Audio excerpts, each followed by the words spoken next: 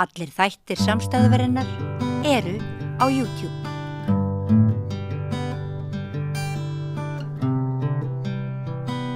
Komið sæl og blessuð og velkomin í reynsluboltana. Við ætlum næstu klukkustund eða svo að ræða fréttir líðandi stundar og 3 góði gestir eins og endur nær. Ágúst Borgþór Sverrisson, fréttastjóri DVF, blessaður. Sæl. Velkomin í þáttinn, þú hefur nú verið hér áður, veitu bort. Er þetta ekki þriðja skiptið? Ég held það, þriðja skiptið. Takk fyrir að koma. Takk fyrir. Oddný Harðardóttir, fyrrum þingmaður á þeirra og ég veit ekki hvað og hvað. Takk fyrir að koma, enn eina ferðina. Og Björg Eva Erlendsdóttir hjá Landvernd, fyrrum fréttamaður og fjölmiðlakona. Og það svona kannast nú margir við ykkar andlit, flestir sennilega. Eigum við að byrja á því sem að hefur svona skekið þennan fréttadag helst, sem handtaka Andrews, bróður Kalla Kóngs. Hvernig var það eitthvað við? Eru þessi Epstein-skjöl og eftirmála þess, eru þeir að einhverju leyti komnir á nýtt stig eða byrjum á þér, Ágúst Borgþór? Já, ég veit það ekki. Ég var á sjúkrahúsi í morgun með ættingja. Ég las ekki almennilega þessar fréttir, en maður alltaf búin að fylgjast með fréttum af prinsinum fyrrverandi gegnum árin og ég vil bara segja að þetta kemur ekki óvart. Nei. Og vorum að ræða hérna frammi að hann var nú í mögnuðu frægu að endum viðtali við Newsnight fyrir nokkrum árum og allt sem hann sagði þar hefur reynst vera lygi. Alveg ótrúlegt hvað maðurinn taldi sig geta vafið fjölmiðlafólki fingur sér með þeim gjörningi, því að þetta lítur hræðilega út fyrir hann og konungsfjölskylduna. Já, hafa byrjað í huga að þessi angi náttúrulega tengist ekki handtakan í dag, hún fyrir brot í opinberu starfi að hafa leikið trúnaðar upplýsingum og svo framvegis, en ekki barnagirnd og því. En tengist náttúrulega samskiptum hans við Epstein, ekki? Já, en handtakan ekki vegna kynferðisofbeldis, heldur hins. Oddný? Já, á ekki bara eftir að koma í ljós hvaða gildi þetta hefur. Hverju lagan og hvaða máli skipti það. Og fyrir hagsmuni hverra. Og það hlýtur bara að koma í ljós þegar þetta verður skoðað betur. En með þessu Ólafur Ragnar komin í ákveðið sviðsljós á ný. Já. Heldur þetta muni breyta einhverju fréttaumræðu hérlendis eða stöðu Ólafs og Dorritar? Ég veit ekki það, en mér finnst persónulega forvitnilegt að vita hvaða leyndar upplýsingar fóru þarna á milli og hvaða máli skipti það. Já. Þannig að ég mun fylgjast með því. Þú ert blóðug inn á Alþingi þarna. Þú ert ekki komin í vinstristjórnina, en ert ekki á þingi 2010? Jú. Já, og Ólafur Ragnar forseti og hann fer til Davos. Já. Og sumir vilja meina að við eigum aðeins inni í meiri upplýsingum. Já. Dorrit gerði Ólafur Ragnar tvísaga í síðustu viku með upplýsingum sem að og þarna náttúrulega Icesave-málið hér heima. Akkurat, sko. Alveg á hápunkti. Já. Og þess vegna mikilvægt að fá að vita hvað máli skipti þetta. Já. Sem þarna fór fram. Og einmitt í tengslu við okkar hagsmuni hér heima. Akkurat. Hvað segir þú, Björg Eva? Ég segi nú bara að það leitun að einhverjum sem ekki hefur orðið tvísaga og þrísaga í kringum þessar uppljóstranir þessi Epstein-skjöl og hérna hefur nú mjög mikið verið fjallað þetta svona eins og mest í tengslum við barnaníð og hneyksli og hræðilegar prinsessur og dómgreindar bresti hjá öllum. En svo bara kemur betur og betur í ljós að þessi völd Epsteins í krafti peninga hafa verið ótrúlega mikil því þetta hefur bara blandast inn í friðar umræður í Miðausturlöndum, þetta hefur blandast inn í allar stærstu ákvarðanir sem eru teknar á alþjóðavísu og það alveg þannig að ég bara veit að í Noregi, því það búið að sleppa út gríðarlega mörgum skjölum Norðmenn, að þar bara fólk bara sjokki vegna þess að heimsmynd þess hrunin. Það ekkert annað. Ég lít þannig á það. Ég á sjálf ættingja í Noregi og þeim líður ekki vel. Þetta allt saman bara venjulegi Norðmenn, þetta kjósendur verkamannaflokksins í gegnum tíðina og þeir eru að horfa upp á fyrrverandi forsætisráðherra sinn, formann friðarverðlauna nefndar Nóbels og yfirmann í Evrópuráðinu, hann bara núna í yfirherslum stöðugt og svo höfundur friðarsamkomulagsins, Óslóðarsamningsins sem að Gro Harlem Brundtland sagði vera stærsta afrek Norðmanna bara í sögunni, í gjörvallri stjórnmálasögunni. Þetta allt hrunið. Og það bara ekkert grín fyrir almenning. Ég þekki engan þarna sem að hefur gaman af þessu og býður eftir fréttum af næsta skandal. Fólk bara útslegið, næstu bara rúmliggjandi. Af því að þetta bara svona, það svo mikið sem riðar til falls þegar að traustið hverfur á þennan hátt. Þannig að þessi barnaníð og prinsessuklám í rauninni bara mjög lítið hluti af þessu. Ekki stundum tengsla á milli þeirra vegna þess að hann náði tökum á mönnum og fólki í tengslum við þetta barnavændi sitt. Jú. Vegna þess að og menn gerðu meira fyrir hann ella, hann notaði þetta til þess að ná tökum á áhrifamönnum. Hann notaði það en stundum virtist hann ekki einu sinni þurfa þess. Því að hann hafði bara alveg ótrúlega mikil völd og mikil áhrif og það voru svo margir í þessu neti út allan heim og þetta einhvern veginn svo dapurlegur vitnisburður hvernig stjórnmál og ofsa miklir peningar tengjast á óheilbriðan hátt.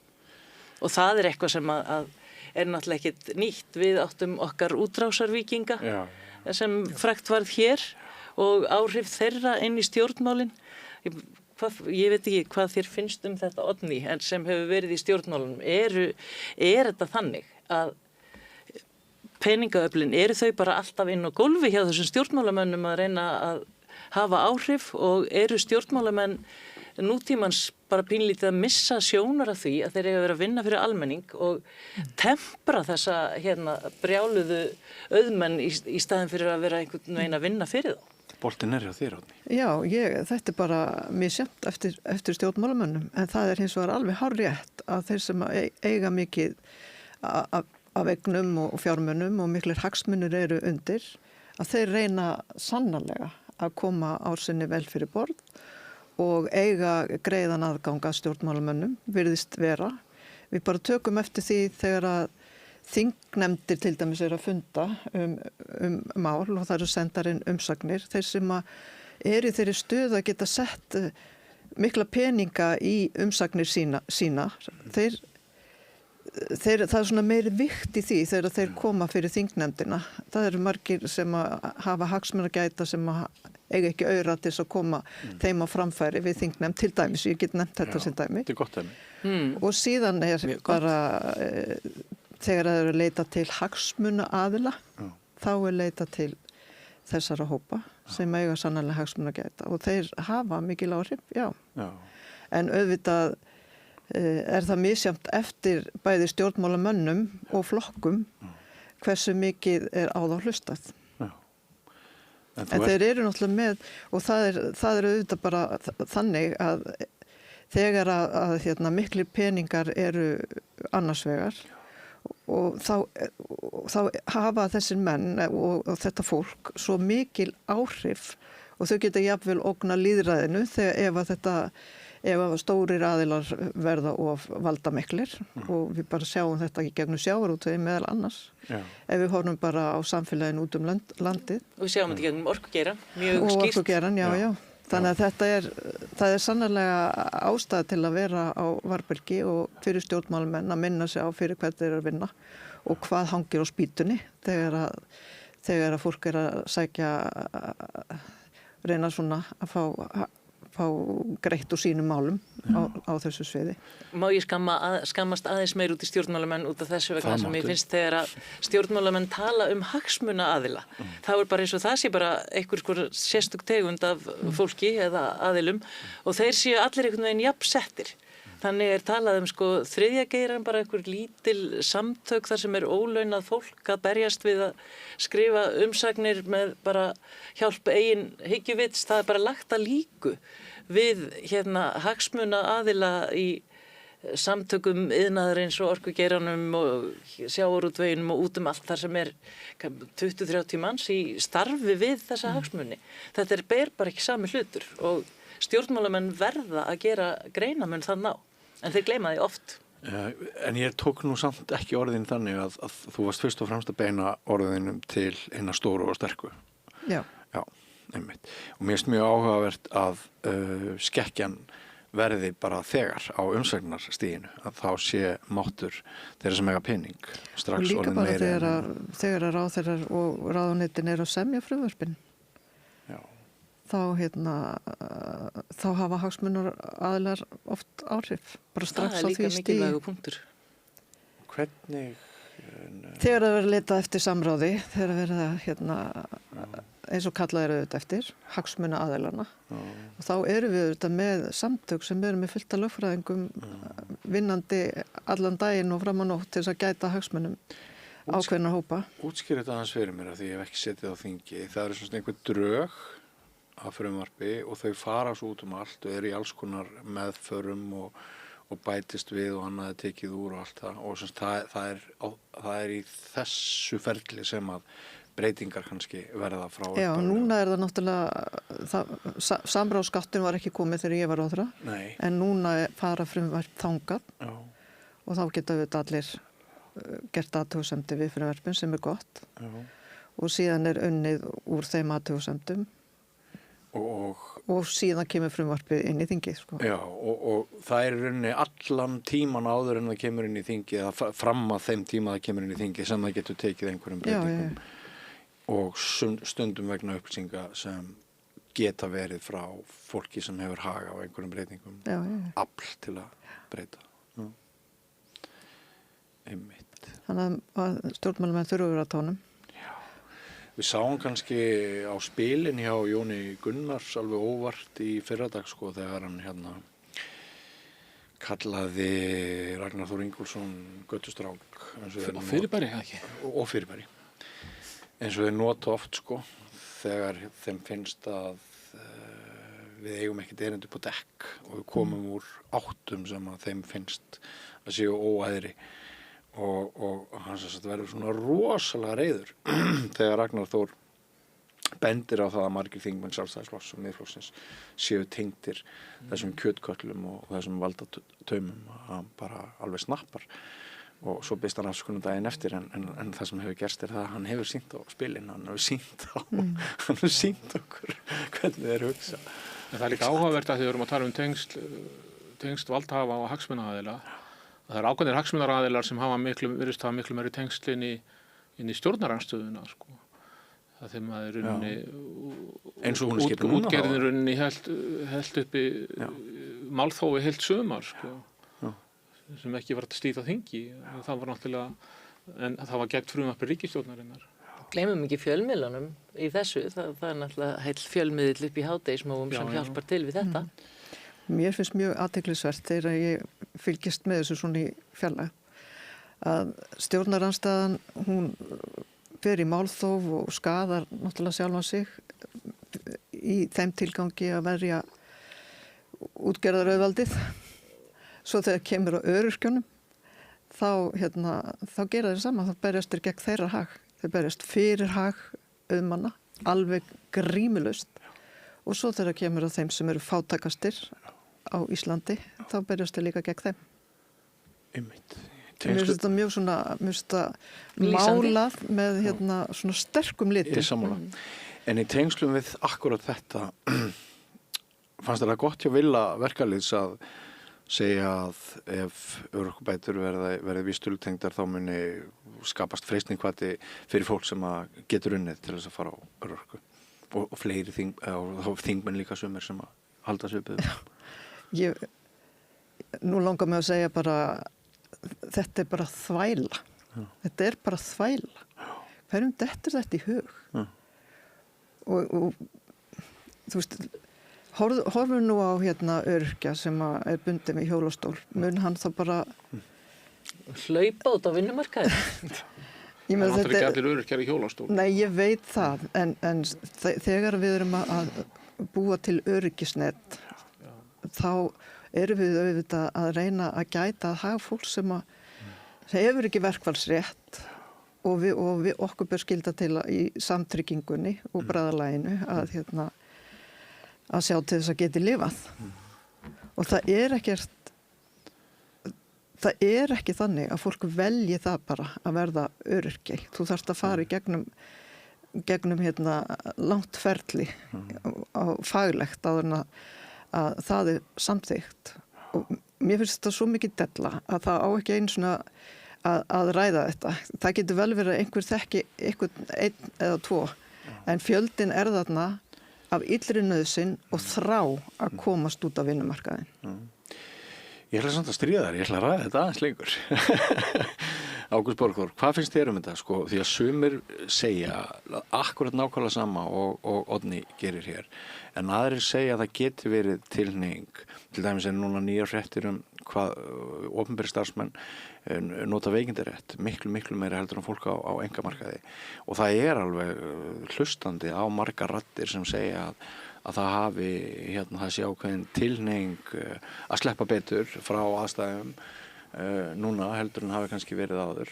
Hvað segir þú þetta? Sko, varandi öryrkja, það ansi grimdalegt að segja að það verði að halda öryrkjum við hungurmörk, því annars frelsist þeir til þess að vinna ekki, þess að geta unnið. En hins vegar kannski það eru margir og maður þekkir slíkt fólk persónulega sem á gráu svæður og mörkunum þess að geta unnið ekki, og það sem óvirkni viðheldur ástandið og það þarf náttúrulega, einhvers staðar þurfa mörkin að liggja varðandi örorkulífeyri og lægstu laun.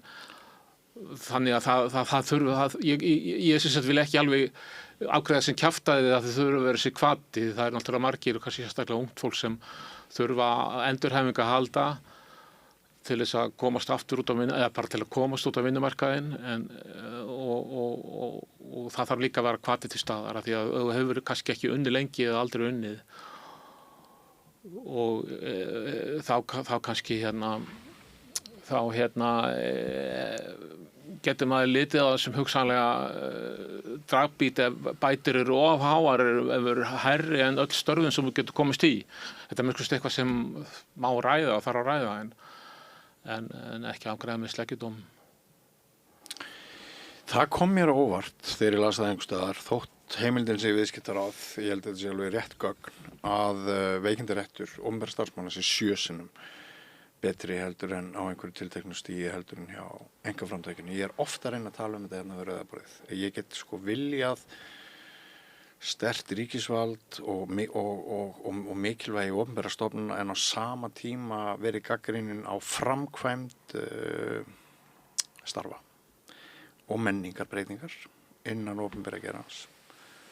Og maður skjótinni í spurningunni það, hvernig með launa? Sko, áður fyrir þá var það að tala um að ríkisstarfsmenn var miklu lægra launa heldur en að frjálsum markaði, en á það nokkuð við lengur? Nei, það var ekkert við lengur. Ríkið farið að hausa við að fólk úr einkageiranum alveg vinstri hægri og jafnvel borgaði betri laun, og auk þessi eru öll þessi réttindi. Og ég ekki útvarpssaga, ég ekki Frosti, ég bara ég sem finnst að við þurfum líka að ræða þetta í bland við alla vitleysunna sem við ræðum. Má ég aðeins komin í þetta, en áðurningir það, bara minnast á þegar að vera að tala kjaragliðnunina.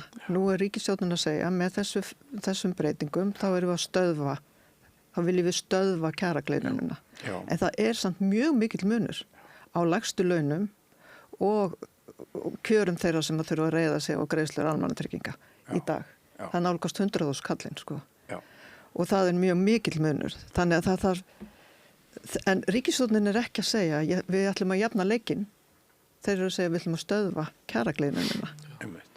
Þannig að bara svo að það sé á hreinu, að það þarf margt að gerast áður en að viðmiðið komið upp fyrir lægstu launin og langur tíma líða. Ef þetta rétt túlkun á lagagreininni sem hefur verið. En hvað með þessar upplýsingar meðaltekjur öryrkja milli 600-700.000 á mánuði? Þetta einhver talanleikur?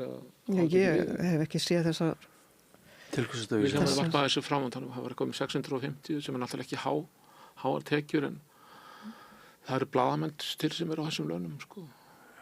Þeir eru það.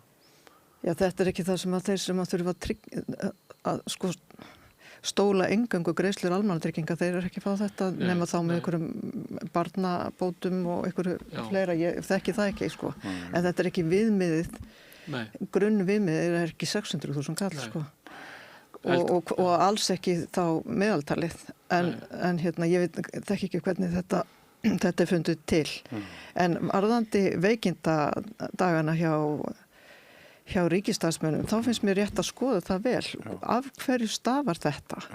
Og sumum er þetta bundið við einhverjar ákveðnar greinar, því að það er auðvitað mjög mikið álag á mörgum greinum, á mörgum stéttum. Það er rosalegt álag í einkamarkaðanum líka, skal ég segja. Já, en þarna þarf að skoða af hverju stafar þetta og er þetta bundið við ákveðnar stéttir og bara fara yfir þetta mál áður en að fara að segja, já það er að því að ríkisstarfsmennirnir eru svo laddir og leiðilegir og þeir vilja bara kúra heima. Já, þetta er alveg fullkomlega merkingarlaust tal eins og þessi er fleygt fram svona vegna þess að þó hefur glitt í það hverjir það eru sem er að bugast og eru í veikindaleyfi og það er til dæmis fólk sem brennur út alveg í bara nokkuð mikill fjöldi á Landspítalanum og það er búið að vera að tala um leikskólakerfið og þessi erfiðustu framlínu störf. Við vitum að það eru mikil veikindi þar út af því að aðstæður til að vinna þar eru óboðlegar, algjörlega. Þannig að þetta tal að opinberi starfsmenn séu bara alltaf að einhvern veginn taka út veikindadagana sína og þeir séu miklu fleiri heldur en hjá hinum, þetta er dálítið mikill þvættingur. Veikindaréttur þeir eru miklu betri heldur en á einkamarkaði. Þeir hafa miklu fleiri daga til þess að nýta. En það er ekki, það verður að bera þetta saman og finna út af hverju fólk veikt. Er það veikt að ganni sínu? Það held ég að sé ólíklegt. Hvaða starfsmenn eru þetta? En þú ert að tala um veikindarétti það ekki? Frekar en að tala um bæði. Þú varst líka að tala um veikinda fjöldadaga. Ég bæði að tala um kúltúr og reglur og einmitt bilið sem áður var brúað með auknum réttindum sem opinberir starfsmenn höfðu af því þeir voru oft með lægri laun eins og þú ert að benda á. Nú eru þeir komin bæði með belti og axlabönd margir hverjir á sama tíma tekið fylla undir það þessir hópar sem þeir nefnið eins og leikskólastarfsmenn og fólkið sem að vinnur við vonlausar aðstæður á bráðavöktum og allstæðar í heilbrigðiskerfinu. Já, maður tengi við það að maður myndi sjálfur brenna út við þessar aðstæður bara eftir korter. Grunnskólanum líka og þetta eru óbúslega stórar stéttir þannig að þetta hlýtur að spila inn í mjög mikið og ég held ekki að þetta fólk sé að taka út veikindadaga ganni sínu. Nei, en svo ég heyrði atvinnurekanda sem er að reyna að fá fólk frá Vinnumálastofnun til þess að vinna og það gengur ekki neitt. Og samtidig töluvert atvinnuleysi, segir hann, og ég held að það er enginn að gera sig greiða með því að vera veikur heima þegar hann gæti mætt í vinnuna. Það er enginn að gera sig greiða með því að vera ekki eins virkur á atvinnumarkaði eins og fólk getur orðið. Því að ég held að lífshamingja okkar felist í því í mikilvægi starfa og í því að vera virku. Ég held að séu eiginlega allir sammála um það. En það geta samt verið einhverjar aðstæður í samfélaginu hvernig tíma sem beina einhverjum okkar of inn á ranga braut. Þau halda kannski að það sé þeim í hag að taka ekki þátt í einhverju sem þau mögulega getur gert ef þau fengju réttu hvatninguna og allt það. En mér finnst bara allt í lagi að við ræðum þetta, þú veist, frá sem flestum hliðum. Ég held að sé líka ákveðin sleggjudómarnir alveg bara lengst til vinstri eða hægri, þeir skilja okkur engu en kannski er eitthvað þarna mitt á milli sem að við getum tekið úr og lært og rætt til okkur til gags. Ég veit það ekki. En þetta er kannski þurfum aðeins betri grunngögn. Já. Það er ástæða til að skoða þetta nánar. Ég held það Herðu, en áðan var minnst á barnaníð í Epstein skjölunum og við erum öll slegin hér vegna frábærar umfjöllunar Ríkisútvarpsins, Bakkakot og margir fjölmiðlar hafa tekið boltan og komið inn í þetta. Síðast dæmis í gærkvöldi var ég með viðtal við fullorðinn mann sem sagði alveg ótrúlega sögu frá því hvernig hann er rifinn af heimili sínu sem barn á þess að vera í rauninni sagt hvers vegna og hvert hann er að fara og hann er bara sendur eitthvað út í land og að taka við 5 ár þar og 5 heimilum og hann er sviptur skólagöngu, hann er sviptur hlýju, það er gert grín að honum í rútunni þar sem allir reykja, dæla reyknum yfir hann verður bílveikur þeir hlæja að honum. Ég man eftir þessum tíma. Ég man alveg eftir því hvernig það var að vera barn og samt var ég forréttindabarn í þeim skilningi að ég var ekki jaðarsettur, ég var ekki rifin burt af heimilinu vegna þess að pappa og mamma höfðu skilið eða það var einhver fátækt. Það er bullandi stéttavingill í því hvernig við höfum farið með börn og að mörguleyti höfum við ekki farið nógu vel með börn eins og við sjáum á umfjöllun Ríkisútvarpsins. Getum við einhvern veginn tekið núna þessar tilfinningar sem að eru rót allra góðra verka og átt heiðalegt uppgjör við fortíðina og gert eitthvað að gagni fyrir samtíman og framtíðina. Það er stórt spurt. Hvert eitthvað vil byrja? Mér langar að byrja á einum punkti í þessu sem er kannski ekki alveg svarið spurningunni. En það slær mig svo tímasetningarnar á Bakkakotsatburðum. Vegna þess að þarna voru börn að verða fyrir ofbeldi löngu eftir að umræðan illan aðbúðuna á til dæmis að fósturheimilum var hafin í samfélaginu og þetta er fram yfir 2000. Það er fólk þá þeim tíma að fara að halda að svona tíðkast ekki lengur. En varandi það sem hún að segja þá er bara, það þarf bara að rannsaka og gera upp, náttúrulega, fyrst og fremst. Það er grunnurinn að umbútum í þessu málaflakki. Þurfum við að skoða sögu okkar eitthvað upp á nýtt? Bara, hvað þurfum við að gera á því? Ég vil bara taka undir það slær mann þetta er eiginlega bara nýbúið að gerast. Og gæti verið að gerast. Og þess vegna auðvitað þurfum að læra af þessu og það er erfitt þegar maður er nýbúin að heyra sögurnar að rífa tilfinningarnar í burtu því þetta er náttúrulega svo sláandi og maður verður reiður og sorgmættur að bara hlusta á þetta en auðvitað við þurfum að horfa til dagsins í dag og fara yfir það hvernig hver eru úrræði barnaverndarnefnda í dag og hvernig er eftirliti háttað og svo framvegis því að þetta er eins og þetta hafi þetta er nýskeið og síðan koma alls konar viðveðurnar meira að segja barnastofa varar við eða mælir ekki með þessu úrræði en samt eru börn sendandna og þessum athugast sendum barnaverndarstofu ekki fylgt eftir. Nú myndi ég vilja vita, ef ég væri á fréttastofu, þá myndi ég vilja spurja að því er ekki tryggt í dag að barnaverndarstofa þekki til þeirra úrræða sem eru í notkun hverju sinni. Mér fannst bara einstaklega furðulegt að það hefði verið alls konar úrræði í gangi þar sem eru jáfnvel bara nokkuð mörg börn og barnaverndarstofa sem er að sinna þessum máluflokki situr bara heima og er að stefnumóta eitthvað fallegt en veit ekkert hvað er að gerast. Ekki einu sinni þótt málið sé komið inn á hennar borð. Er þetta ennþá svona í dag?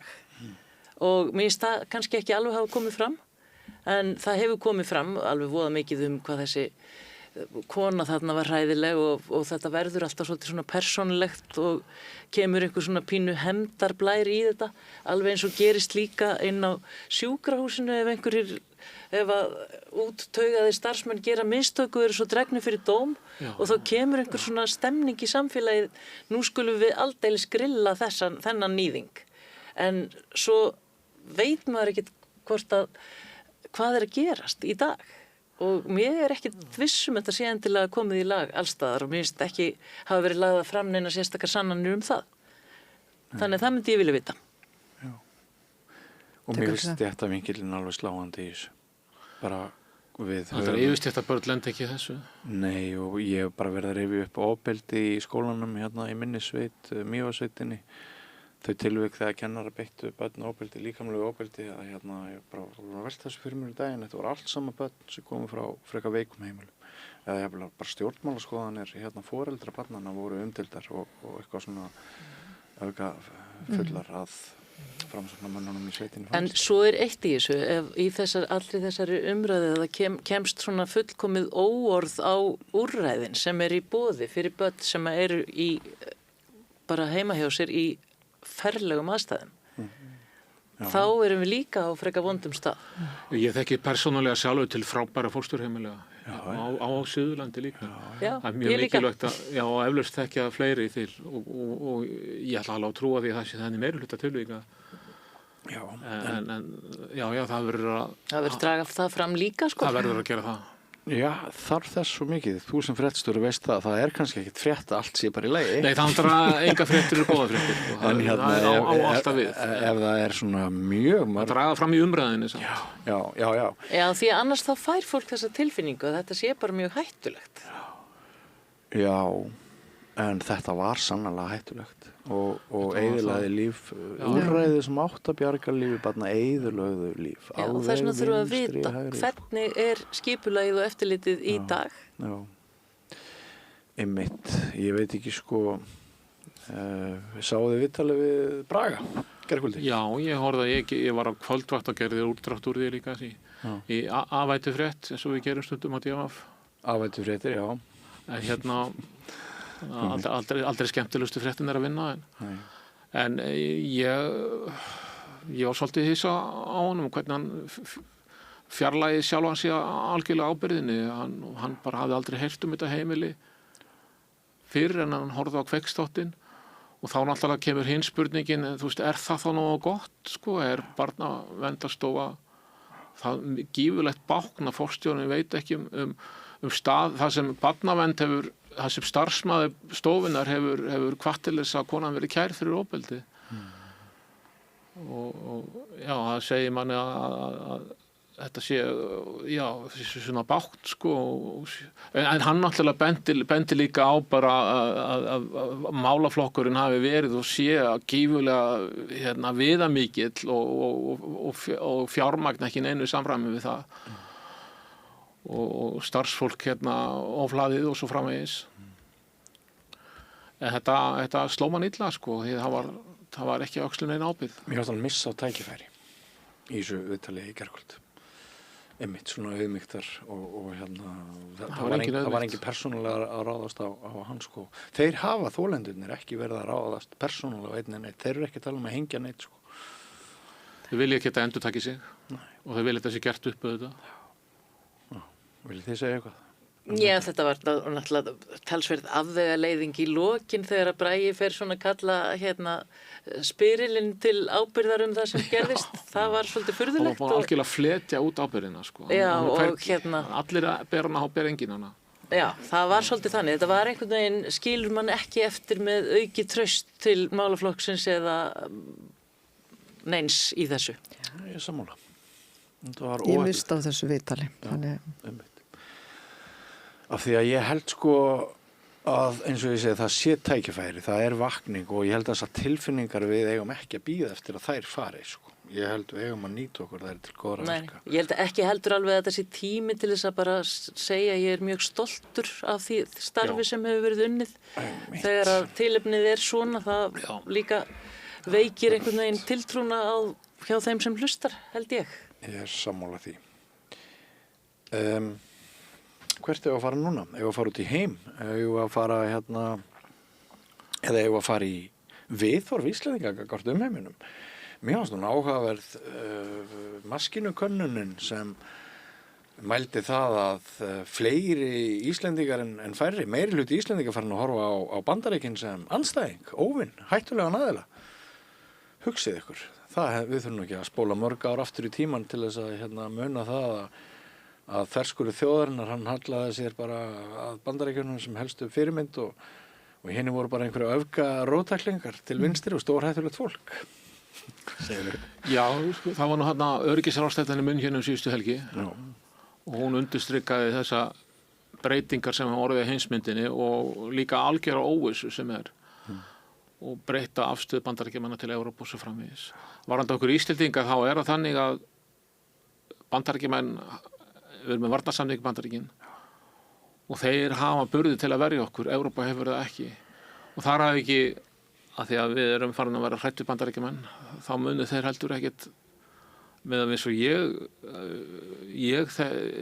og ég þekki til þá munu þeir ekki láta okkur af hendi sem áhrifarsvæði þeir munu ekki láta okkur bjóða sér það held ég að þessu varnarsamningir sagt upp þannig að þetta er svona stað sem maður hefur engin svör við en það kannski heldur ekki ástæða til þess að ætla því að Bandaríkjamenn verði óvinnur okkar Nei, en mér finnst alltaf áhugavert að samkvæmt þessari frétt, samkvæmt þessari könnun, þá sem sagt treystu við ekki Bandaríkjunum til þess að fara með hagsmuni okkar. Ég held að stjórnmálafólk þurfi að einhverju leyti að endurskoða veröldina. Hvað segir þú? Ég held að þetta sé bara afleiðingin af því hvernig Trump hagar sér. Já. Og hann hefur bara sýnt að hann virðist ekki vera traustinsverður. Og hann slæðir úr og í og hérna, hann er ekki þessi trausti vinur okkar sem að Bandaríkin hafa verið hingað til. Nei. En ég heyri samt að þeir sem er að vinna innan NATO til dæmis sjá ekki breytingar þar á Bandaríkjamönnum sko. Ég held að þetta sé bara Trump og hans svona nánustu samstarfsmenn, hvernig þeir tala Grænland og hvernig þeir hafa talað Evrópu og öryggisstefnuna þeirra nýju og ég held að það sé bara ástæðan fyrir því að fólk verður óöruggt og hættir að treysta. En íslensk stjórnmálafólk í umboði þjóðarinnar, í umboði almennings, til dæmis bara kollegar þínir inn á þingi í Samfylkingunni núna sem að stýra landinu og lesa þessa könnun, fá að vita að þessari hreyfingu eða breytingu, er ástæða til að bregðast einhvern veginn við því fyrir stjórnmálafólkið, fyrir þá sem er í ríkisstjórn? Ég veit ekki alveg hvernig er eftir að gera það. Nei. En persónulega hefur mér nú fundist okkar fólk vera svolítið svona afneita svolítið stöðunni, þessari breyttu stöðu. Það er breytt staða í heiminum og mér finnst að við því þurfi stjórnmálafólkið að bregðast. Við þurfum að horfa meira til hinna norrænu ríkjanna og til Evrópu og treysta böndin þar. Og þá segja sumir það er ekkert varnarbandalag, Evrópusamband er ekki varnarbandalag, það er líka alveg rétt.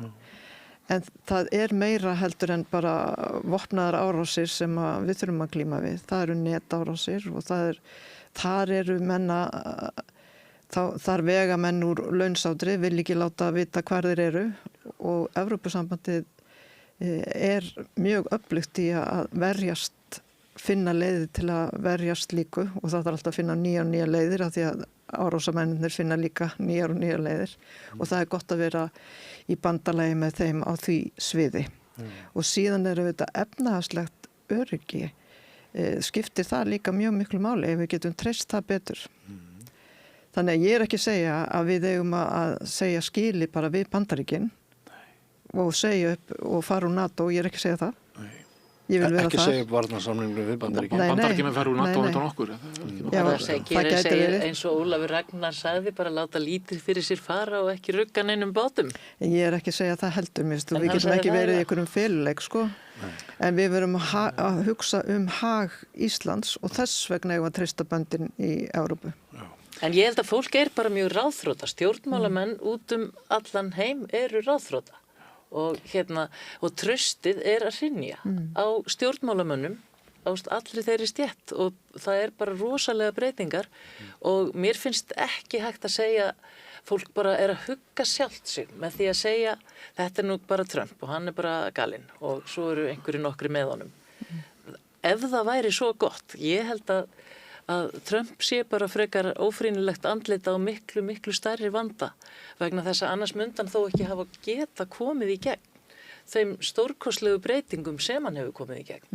Og þær eru bara ekki neitt smáræði og þær varða heiminn allan og þær varða umhverfið eins og bara þessar breytingar hans í loftslagsmálum og hann er líka að breyta sögunni bara langt aftur í tíman.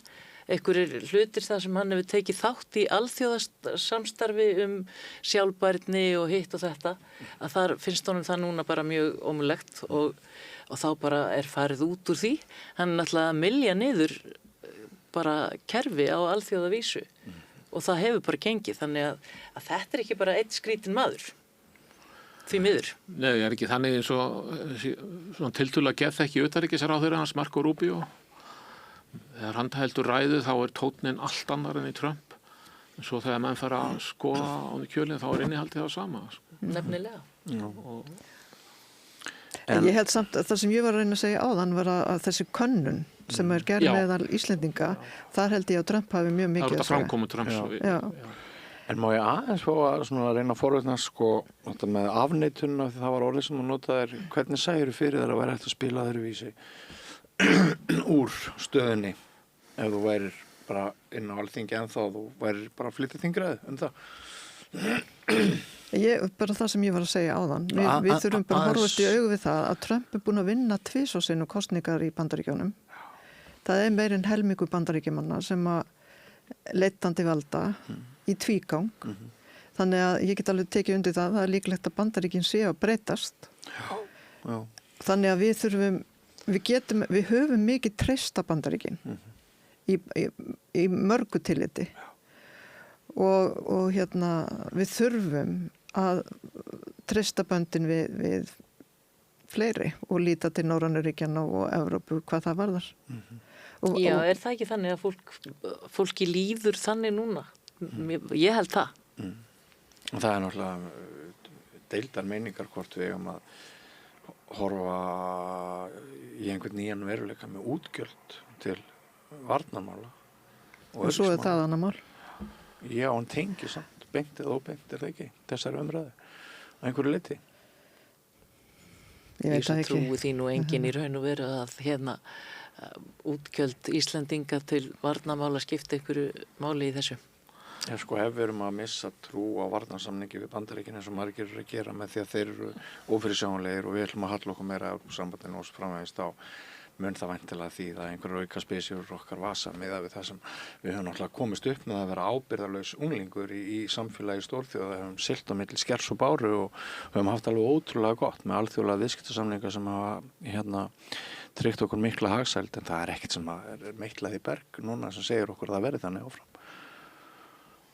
Já, það þyrfti þá að breyta varnarsamningnum, sko. Og við erum ekki, það er engin varnarsamningu sem liggur á borðinu hjá Evrópusambandinu. Nei. Þannig ég held að við sem ekki alveg komin á þennan stað sem þú ert að tala um. En þáttaka okkar sko, nefnum sem stuðningi í Úkraínu og svona, þið þekkið þetta verður, hver og 1 milljarður verður umdeildari. Ég ræddi við sérfræðingi í vikunni sem spurði sig þeirra spurningar hvort að vopnaköp okkar til Úkraínu væri farin að breyta stöðu okkur þannig að við varum partur að hernaðar hluta NATO og þá myndi fylgja í kjölfarið auknar kröfur af slíku tagi jafnvelum að við kemum okkur upp her. Ég veit náttúrulega ekki hvort að það er rétt lesið hjá honum en hann segir þetta. Þetta nýtti það ekki í sögunni þessi skipti sem við höfum verið að kaupa vopn fyrir Úkraínu. Eins og hef ég skilning af því að við sem að veita Úkraínu þann stuðning sem Úkraína er að biðja sko. Við biðjum vopn og þá getum við ekki bara láta fá vettlinga í staðinn sko. En þetta er samt svona stórt skref fyrir herlausa þjóð að eyða nokkrum milljörðum í vopnakaup. Já. Það er líka þannig í þjóðaröryggisstefnun okkar að það er talað að við veitum aðstoð á borgarlegum forsendum. Það er talað borgarlega forsendur þar, bara í fyrstu greininni og ef ég man þetta eða 3. En það er allavega mjög framalega sem er talað það hvernig við veitum aðstoð og hvernig samskiptum okkar er háttað við aðra þjóðir. Og mér finnst þetta það að setja pening í vopn, fara gegn þjóðaröryggisstefnunni okkar. Nú er komin reyndar einhver ný stefna sem ég þekki ekki eins vel, sem heitir ekki þjóðaröryggisstefna, heldur einhver varnar og öryggisstefna eitthvað svoleiðis. En við erum að mínu áliti að gera það sem við erum góði að gera. Við erum ekki með her, við erum ekki að framleiða vopn. Við hins vegar erum góði í almannavörnum, við framleiðum frábæra plástra sem er hægt að styrkja með fólk sem verður fyrir brunasárum í stríði, þannig heldur betur það. Við erum með össur og það getur vel verið að það sé verið að kalla eftir vopnum, en það eru ekki síður verið að kalla eftir því að þeir sem að verða fyrir árásum að þeir komið sem fyrst aftur á fæturnar og þar ætti við að nýta okkar styrkleika. Mér finnst þetta bara rangt. Ég er ekki að sjá eftir milljarði til Úkraínumanna ef við höfum að gera það sem við getum gert vel. Já, það fyrir bara tek innilega undir þetta. Það ég gerir það líka. En þú varst með eitthvað brandara það áður en við settust í upptökuna að þú saknaði kalda stríðsins þegar línurnar voru hreinar. Já, ég líður eins og gömlum præntumanni sem saknaði kalda stríðsins. Það er þannig náttúrulega eins og í kalda stríðinu, sko, Ísland var í NATO og það var amerískur her hérna. En við vorum samt í mjög góðu sambandi við Ráðstjórnarríkin og við gerðum viðskiptasamninga við þau. Og við vorum ekki að loka sendiráðum eða neitt slíkt. Út með síld, inn með lötur, þægilegt líf. Og allir voru sáttir og einhvern veginn vorum við ekki eins herská. Við vorum svona meira, þetta hljóma kannski svolítið hugleysislega, við vorum samt meira að láta lítið bera á okkur, sko. Og að því að ég sé ekkit alveg hvað við græðum á því að við höfum alltaf að taka stöðum við lýðræðinu og taka stöðu gegn innrásaraðilunum en mér finnst við ekkit að vera okkar hlutverk, við höfum ekki burði til þess að ganga fram fyrir skjöldu og vera að herska okkar Rússum. Ég meina, hvað græðum við á því og hvaða stöðu höfum við til þess? Ég held að fleiri og fleiri séu aðeins að snúast til þessar hugsunar. Það er mín tilfinning. Já, ekki endilega stjórnmálamennirnir. Nú erum við farin að kaupa vopn, ekki veit ég af hverju. Einmitt. Og ég er ekki vissum að almenningur vilji það. Þetta er mikið stefnumbreyting. Já.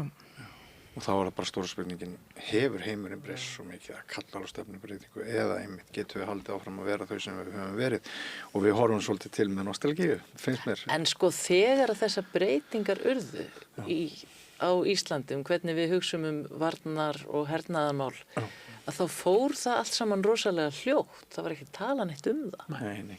Allt í einu er þetta bara orðið einhvern veginn. Já. Það er líka óþægilegt. Mér finnst stundur svo ég haldi áfram að skammast út í stjórnmálamenn. Já. Að almenningur sé einhvern veginn skilinn eftir þegar það er verið að ræða sko mál sem öllu skipta. Já. Og ég hugsa náttúrulega alltaf fyrst umhverfismál, en líka svona stór mál og innflytjendamál og allt mögulegt. Að þá er bara allt í einu komin á einhver praxis sem fólk veit jafnvel ekki einu sinni og þannig var það í sambandi við þessi hernaðamál. Já, og svo líka stingi skilið út undan eins og þegar samningurinn var gerður þarna í tíð Guðlaugs Þórs. Tala nú ekki það er náttúrulega mjög alvarlegt. Kom aldrei fyrir þingið, sko. Hérna, Björg, ef að manni það rétt þegar ég bókaði inn á þátt að það væri einhver sérstakur angi umhverfismála sem þeir langaði að ræða. Sko, mig langar nú yfirleitt alltaf til þess að ræða rammaáætlun. Ég er mikið fyrir þá áætlun og hún var nú rædd á Alþingi í gær mjög lengi. Einmitt. Og það finnst mér svona dæmi svona skekkjuna sem er í öllum eða mörgum málum núna, að hlutirnir einhvern veginn færast alveg óbúslega hratt til án þess að almenningur og þriðji geirinn og alls konar samtök fylgin eitt með að vita nokt skapaðan hlut. Já. Og mér finnst líka sko forstjórar opinbera fyrirtækja farin að tala einhvern veginn svona eins og þeim sé bara snýtt út úr viðskiptaráði eða eitthvað svoleiðis. Þetta er allt önnur orðræða heldur en hefur verið. Já. Ég sá hann Hörð Arnarsson forstjóra Landsvirkjunar tala þessa rammaáætlun í gær. Já. Eins og það væri bara algjör hneisa hvað það hefði lítið þannig komið út og nú væri sem betur fyrir komni 2 kostir í nýtingaflokk og svo væri mjög gott að 2 virkjanahugmyndir sem hafa endurteki verið flokkaðar í friðun að þær hafi ekki verið það og vonandi komist þér fljótlega í nýtingaflokk, sagði hann líka. Og þetta er einhvern veginn, þetta er mjög skakt að það sé bara yfir höfuð tala svona þetta stjórntæki sem að fólk ætlaði að bera virðingu fyrir og átt að hlusta á. Núna er það þannig að það má bara eingöngu hlusta á það ef að það er búið að setja eitthvað í nýtingaflokk. Já. Þannig að þetta er orðið að einhvers konar afgreiðslu búð fyrir virkjana, bara fyrir nýjar virkjanir. Það er ekki gott. Þetta er áhugaður snúningur á umræðinni og þú hefur svo líka sagt áður, bæði hér og á öðrum vettvangi að þér finnist umhverfisráðherrann okkar fyrst og fremst orkumálaráðherra. Já, það er alveg ægilegt að hafa þetta saman. Já. Það er bara búið að afsanna sig alveg eftirminnilega. En heldur þetta umdelda laxveiði frumvarp, lagareldis frumvarpið, það var svona rosa hávaði fyrst, en er hávaðin að minnka og erum við að sigla bara inn í tíma þar sem áður óspjalluð hafsvæði og landsfjórðungar fyllast af þessum iðnaði. Ég til dæmis tek eftir því á Akureyri, í Eyjafirði, þá eru menn jákvæðari núna gagnvart þessu heldur en nokkuð sinni. Einu sinni var talað um að hafa Eyjafirð bara mestuleyti lausan við þetta. Hvað er að gerast? Nei, það held ég ekki. Þetta er ekki búið. Þetta er ekki búið. Ert þú skeptísk á þennan iðnað? Já, ég hef bara miklar áhyggjur vegna þess að við vitum hvað hefur gerst í Noregi og í Færeyjum. Já. Og ég hef áhyggjur af því að það var auðvitað að fara á stað áður en að lagarammi var tilbúin eða umgjörðin var tilbúin. Já, sem er uppskrift. Sem er ákveðin uppskrift. Já. En og það var gert og erfitt að vinda ofan af því. Ég hef bara miklar áhyggjur af þessu, sko. Og ég held, það virðist vera að það sé bara ekki hægt að koma í veg fyrir slys. Og þá finnst mér þessu eiga að vera sjálfhætt. En ég get alveg skilið fólkið sem að vil byggja upp sveitafélögin sín og þarnast vinnu og atvinnutækifæra, sko. En lítur í hlans landeldi muni á hvað eru augum?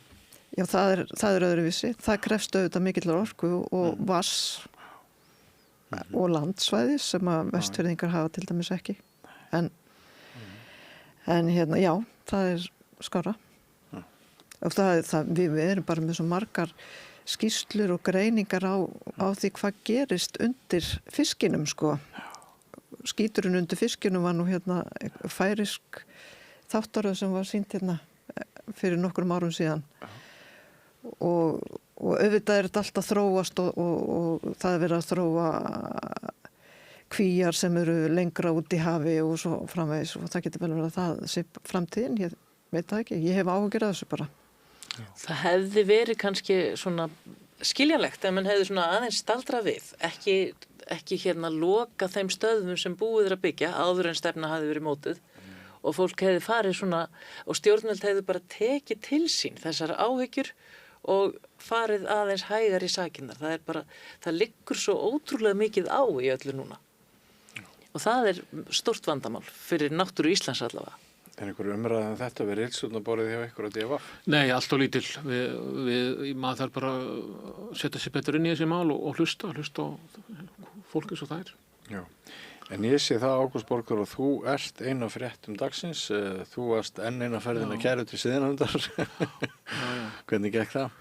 Ég bara vissi ekki að þessu fyrir þetta var búið, af því að málunum var vísa frá. En ég hef þurft að svara fyrir mig, af því að það hafa líka komið kærur sem hafa verið þannig að það var hægt að taka þetta meðferðar. Og það er eitthvað sem maður þarf bara að taka á sig, sko. Og ég treysti síðan að blaðamanna ágætlega, góða reynsla á henni. Og hef einu sinni gerst brotlegur þó ég hef ekki verið dæmdur brotlegur, þá var ég það de facto, það var fyrir mörgum árum. En ég var orðin stafla af sýknudómum og málum vísa frá og þetta er bara hluti af því að vera blaðamaður. Já. Ég var líka stafla af sýknudómum, en þetta er alltaf helvíti leiðilegt, tímafrekt og tröflandi. Þess að þetta er best að þessu vísa frá því að hann þarf ekki að gera neitt. Nei. Heyrðu, við höfum svo sem lítið verið utan landsteinina, hafið einhver áhyggjur af fyrirhugaðri eða líklegri, skulum við segja, innrás Trump í Írak? Mér finnst það mjög áhugavert þess að Trump hefur verið í svona smá árásum. Hann er ennþá að hugsa Nóbelsverðlaunin, sko. Og hann segist binda enda á stríð og ekki stofna til þeirra. Þess vegna fer hann í svona takmarkaðar hernaðaraðgerðir. Ég hef ennþá eftir að sjá það að hann fari í alvöru stríð við Írak. Við Íran, menna ég. Ég hef ennþá eftir að sjá það. Já. En hvað haldið þið? Maður getur ekkert gert annað en að vona það besta. Og að þetta sé í nösunum á honum og það gerist ekki neitt. Já, það er ekki að það hafa hugmynd hvað Trump gerir næst og það er náttúrulega eitt af því sem skapar allt þetta óöryggi. Heyriði, við höfum færið við að völl eins og endra nær og ég þakka ykkur fyrir að svona hugsa uppátt með mér, ýmis álitamál og fréttamál og svona tíðarandamál og bara frábært, geta sótt í ykkar reynslu, þekkingu og bakgrunn. Takk fyrir komuna, Ágúst Borgþór, Oddný og Björg Eva. Takk fyrir mig. Og áfram göngum við göttuna, kæri hlustendur, áhraundur, nýrkabli eftir andartak, ekki vera langt. Ég heiti Kristinn Sigmundsson og styð Samstöðina. Samstöðin er óháð sjónvarpsstöð sem fjallar þjóðfélagsmál á vandaðan og yfirvegaðan hátt. Ég skora á ykkur að styðja hana með því að gerast áskrifendur. Samstöðin er ómissandi. Alþýðufélagið er eigandi samstöðvarinnar. Markmið félagsins er að auðga og bæta umræðu í samfélaginu. Allir geta gengið í Alþýðufélagið með því að skrá sig fyrir áskrift að samstöðinni. Samstöðin.is